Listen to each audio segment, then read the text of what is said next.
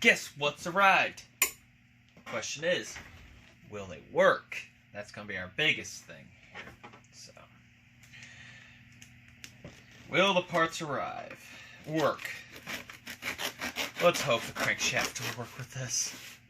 I do have a plan B for the current crankshaft. That was bad. Welcome back, Model 77, by the way.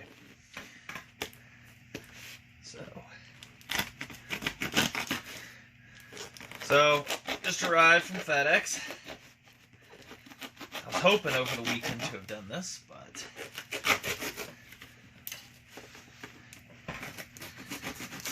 so it's been about, I don't know, 3 weeks, a month. We've been kind of trying to get the parts. Guys been busy, understandable. I'd have to look back, but either way, we've had plenty to do since then on this, and we've kind of come down to needing the crankshaft. So, asked for a few parts and everything. One already known over shiny muffler for this one. I'll show you what I've been doing with the other one, and I have no idea how it's turned out with the original that come with it. We have a starter. I don't know if it's going to work on this one or not, but we're going to find out too. Theoretically it will. And it's got all the oil in the world on it. So it's a nasty mess. An aftermarket pull rope, it looks like. It's a nasty mess. I really don't want to touch it. And the pièce de résistance. Oh yeah, hold on. Don't forget, there was something inside of this. The gasket. I might make a new one of those, who knows. I think that was the only thing in there. Cool bubble wrap. Now this is the part, we all know it's in here. If not, you need to go back and watch from part 1. Now it's not the same part number, but from looking, it has the same timing and everything. So we're going to do comparisons and stuff like that, and hope that this part, the crankshaft, is indeed going to work for us. This was torn out of a 430A so that the timing would be the same on things.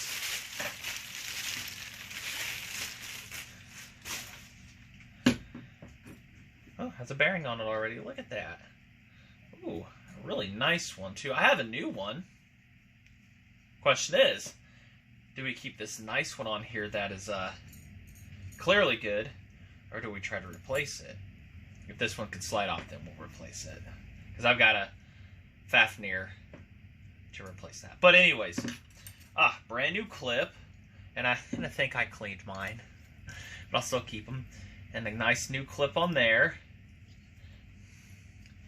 We have the washers, the very important washers. The wave washer, which goes, this one goes here like that, or like that, and it pushes out on that. We're gonna, now, we have something we can do here, and you can see on this one, either this one's wore down actually, so we're not going to use this one.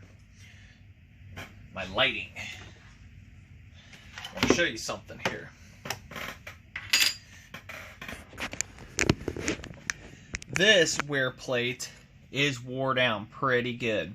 It should have those little grooves all the way around, and it does not. So I don't think we're going to use this one.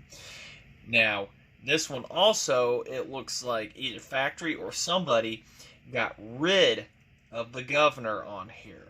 I'm not sure if that's a factory done, but I don't think that's factory because I can see right here. So somebody took the 430A that this came out of apart, welded this up to get rid of the governor so it would run faster. These were limited at 5,800 RPM. I'll see if I can find, as an example, here, if I can find the rotary valve laying around somewhere in somewhere land. Yeah. Oh, there it is. And it needs cleaned up very badly. But you can see how this one has the marks. This is what came out of it. there is this slot right here. And in here is a brass that when this saw rotates, goes fast enough, the weight of this compresses a spring and opens up another port, which I don't think this one has. It's just there for effects now. But opens up a port, yeah, it goes down, and it introduces fuel and air into the inside, more fuel to overfuel it, and it slows it and regulates its speed. I gotta get this clean. That's nasty. Try to save it. So we're going to try to regulate the speed on this one. This one would have been nice to have used, but it is it's pretty wore down, as you can see. But also this helps with the lubrication and oiling that this one was not providing. So we're going to try to do that. I need to see if I can find a new one of these. That one looks pretty toasted. I think the one I had was actually, no, it was bad. I think I got one somewhere. I'll have to check all my parts and everything. So. But that is what we're doing. Now, as far as the seal surface, this one looks much better. And for forewarning, you're going to say, why is that black?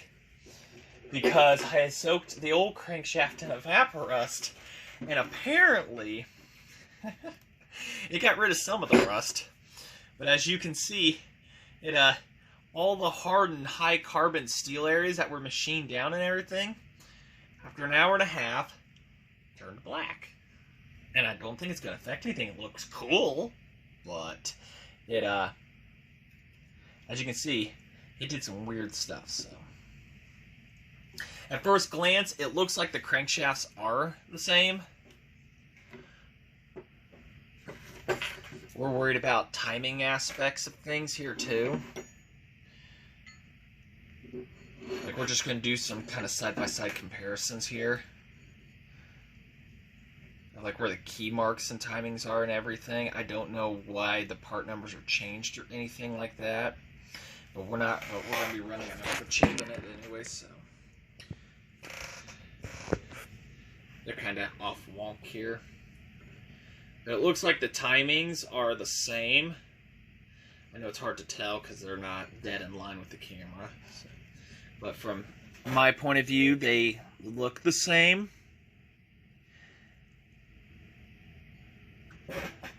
Everything, it uses the same bearing number.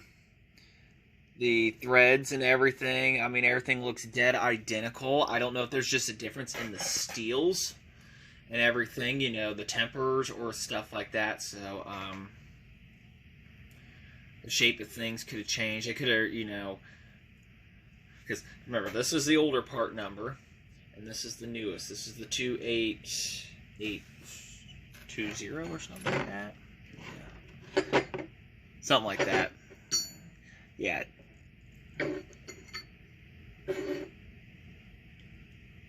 Yeah, I don't know. 28820, and then this is the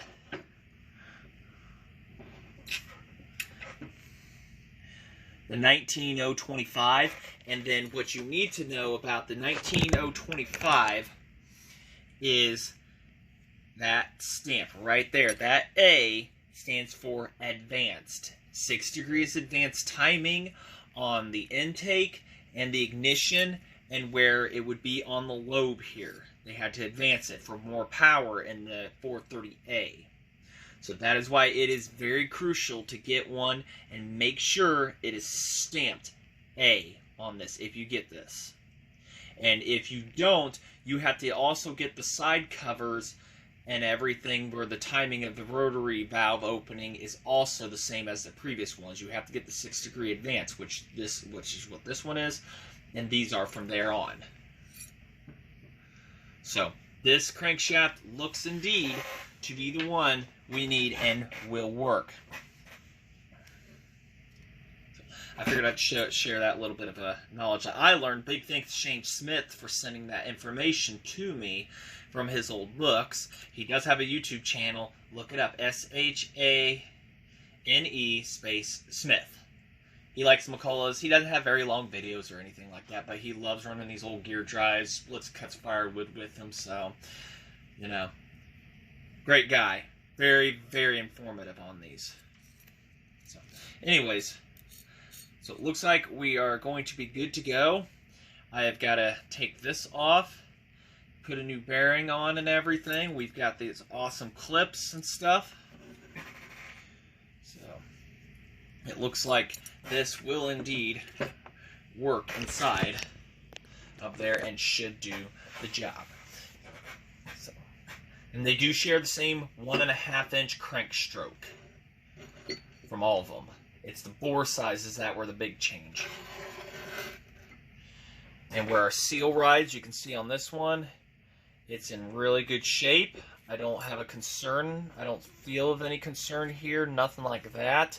Versus our old one, which now that it's, you know, black, you can definitely see the seal surface right here is just completely gone. And you can speed sleeve that. And I actually had a speed sleeve as plan B for this, but there was a downside to it. You would have to assemble this whole thing and then put the speed sleeve on, because the speed sleeve does not fit through the bearing. It is just that much bigger, but it would work with the seal. So that would have been plan B. So I got to get this cleaned up. That'll be some off-camera time here to get a few parts. I figured I would share this with you, but we're going to make this part of the reassembly video. So I say next time I get to this, we're going to get started. We should have a bunch of clean parts, and we're going to get to it. Oh, let's go ahead and look at that muffler. I have no idea what it looks like, but it was chrome from the factory, and then it was ugly. So now, let's see what it looks like after some evaporust, sitting next to a heater so it kept warm. Ooh. I kind of wanted to keep the ugly look on her, on the 77. Cleaned up pretty good. The chrome's kind of coming back. Kind of shaky and wobbly on the inside, but that's that assembly. I really wanted to keep that, so I don't know. We'll figure out if we can still use that old ugly muffler or not. And toss it back, and it's keeping warm in the evaporust next to the heater. Alright, so without further ado, hopefully the next time you see this going, we will be starting on this in 3, 2, 1. I didn't realize that video was over 12 minutes long, so next video we're going to do the reassembly. So, and that video could probably be an hour long on things, you know, putting together, stop, start, everything, you know, just a straight through, hopefully no big issues or anything video to go through. So I'm going to put everything in a line, ducks in a line, clean everything, have this ready to go for full-on assembly, everything laid out next to me. So double check that I've got all gaskets, everything, and cleaned everything, and we should be pretty set to go for reassembly on the 77 coming next. So I just want to say, for those that have been following to this point on this and watching my other videos and everything, huge thank you. Thumbs up. Really helps the channel. Like, comment, subscribe and stuff. I mean, add a comment, you know, questions, everything. I'll see if I can answer it and everything. What other future things do you want to see? Explanations of things and whatnot. Viewer suggestions are welcome. And we will continue on to this and other saws and stuff, of course, that I've got on the table that you know of. And hopefully see this thing running here very soon. So big thanks to Larry. He does not have a Facebook, but like I say, thanks to him, we're going to get the 77. Oh, also, you know what? And the guy that gave me the saw once again, Mr. Chris. Need to print it the other way in there, man. So there you go. Contact him. The guy that sold me the saws. The saw. Not the guy that got me the parts. That's Larry. He didn't have business cards, so, or at least didn't send one. So, alright. So I'll say, thanks for watching.